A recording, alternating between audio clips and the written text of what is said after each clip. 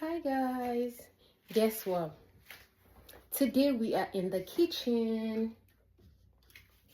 So today I'm going to be making a little portion of native stew. Native stew is the type of stew that you use native ingredients, mostly things like iru, palm oil. Maybe you could use like intestines, smoked fish, and kind of this. Anyways, enough of the talking. Let's dive right into the process. We'll be using the following: tomatoes, red bell pepper, habanero pepper, chili pepper, garlic, ginger, onion, smoked catfish, tripe or shaki, cow leg, goat meat, cow skin or pomo, iru or locust bean, and some eggs. So here I'm preparing my tomatoes because I want to throw them in the oven. For your bell pepper, the hack is to press it from the stalk so everything goes right in. I cut and I sprayed it with a little bit of avocado oil.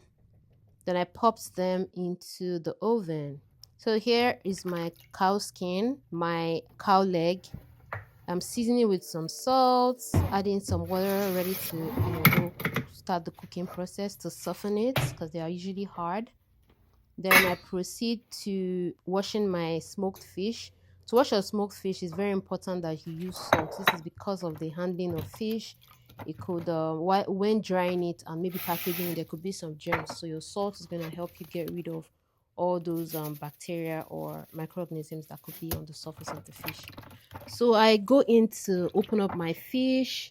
I usually eat the head of fish, guys. So here I opened up my fish and I found out that this particular one is bad. This highlights the importance of actually cleaning your fish properly. I know some people like to put their fish as a whole in soup, but sometimes these things could be bad. So I advise you wash them. As you can see, this one is going to be trashed because it has rot. But because it's smoked, it's hard to tell. So take note, guys. So anyway, I go in to give my fish another rinse and deboned it as much as I could. Then I decided to prepare my iru. I like to wash it with salt. Like I said earlier, because of the handling process, you don't know what bacteria may be on the surface. So salt helps you to get rid of some of those things. Here I went in with the less tough proteins that I had. That's the tripe. Seasoning it, and then I went in with my goat meat. I decided to chop in some onions here with my hand. Then I quickly realized that, why am I using my hand when I have chopping board? Hey. So here I'm going in with my bouillon. As you can see, the bouillon is as hard as my heart. Yeah, I'm a strong girl. I'm a tough one. Anyway, here I season it with my bouillon and I'm seasoning my protein as much as I can because for the stew, I don't want to season it a lot. So I'm adding all the seasoning that I know I'll need to my beef. Then I go in with some garlic. So here you can see that the beef, the meat is already soft. And then I go to prepare my stew stuff. I clean my garlic and my ginger. Everything is boiling really nicely. Then it's time to pop out my tomatoes. As you can see, I just baked it not to burn because I'm not making jollof rice. I just baked this to soften it so I don't have to blend it with so much water. So here I start the process of washing my parboiled rice. Although this rice is parboiled, but I intend to parboil it again to get rid of the excess starch. So at this point, I'm just rinsing the rice once because I have plans of parboiling. So here the rice has been parboiled and I go in to wash it and rinse it. Then I prepare it for the final cooking. One important thing to do with your rice after you add some salt to season is to add some oil. Here I'm going in with my olive oil. Olive oil helps your rice not to be too dry and it helps the grains to not to stick together. I'm gonna blend my tomatoes. I'm adding everything: the habanero pepper, the chili pepper, the garlic, the ginger.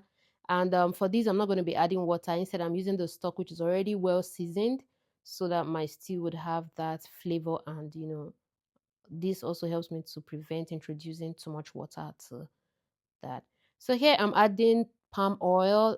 You can see the quantity is a little. Health is our watchword in this page. Then I go in with my olive oil. I start the seasoning process with my thyme. It's good to fry your thyme because it helps add flavor to your oil. Then I go in with my iru to start building up that native flavor. I check in on my rice is dry. Then I let my tomatoes lose some water. As you can see, the water is evaporating. I go in with my fish. At this point, I'm already building in a lot of smoky flavor. The house was already filled with the aroma of native stew. Here I go in with my liver. If you guys know native stew a lot, you know that liver is a good ingredient to add to it. And I introduced the rest of my proteins, stir that a bit, let it simmer. Then I included the stock from the liver. This is my eggs that I've parboiled, and if you can see, I perforated them so that the seasoning will go into it. I added some crayfish and salt, which are the only seasoning that I ended up using for the stew itself, because my stock was already well seasoned. And at this point, my native stew is almost ready. The house was already so smelling so nice. I tasted it. It was heavenly, I must say. So for this meal, I'm going to be using some veggies, which is asparagus. I added some butter, my avocado oil. Then I went in with my asparagus. This is, I'm just like slightly sauteing it. Went in with some garlic. I let that build up some flavor. Added some black pepper. I needed chili flakes. I didn't have chili flakes, so I went in with some Cameroon pepper that was a bit flaky. Then I went in with some lemon. The skin of lemon is a very good ingredient. I think the French and Italians use it a lot. Here I went in with my green peas, my green beans, which I love so much. I cut my lemon in half, and I, added some of the lemon juice to it. Added some salt to season.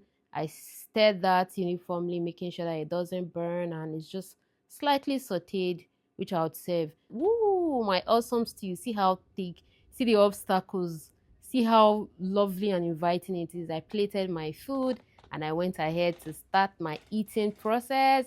Cha cha cha. Let's have the first bite. See me struggling to find which of the meat to grab now, because obstacles everywhere. Here I'm serving my food. I'm going to be having this with coconut water, by the way. I say my prayers, and then I went in for my first bite. Ooh la la, this tastes delicious. Faith, now you now. I love my green peas. So I'm having a little bit of my green peas. Beans, I always call it peas, sorry. Then I went in more with my food. It was so, so, so yummy. I was just, have you ever just made food that tasted, that banged so much that, you started dancing? So this is me here. I was dancing, happy to eat. I really, really love to, although I don't like to cook, cooking is not one of my best things to do, but when I do, I enjoy my food so much.